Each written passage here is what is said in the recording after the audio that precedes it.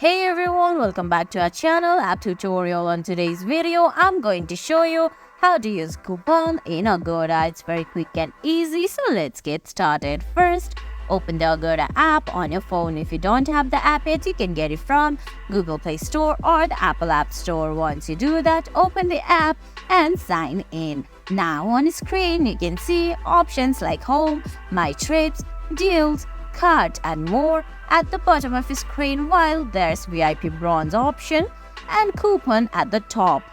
Go to top right corner and tap on that coupon option. Once you go to coupons, you can see there's a beginner search today option.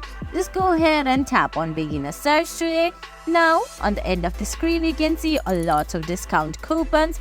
Go ahead and collect them. Then on the top, you can see your discount promotion is saved in your app and apply it on the payment page for instant savings. Just go ahead and book a hotel or a trip, then the coupons will be applied automatically. And guys, that's it. That's how you use coupon on Agoda. I hope you found this video helpful. If you did, please give it a thumbs up, leave a comment, subscribe to our channel and hit that bell icon. See you in the next video. Thanks for watching.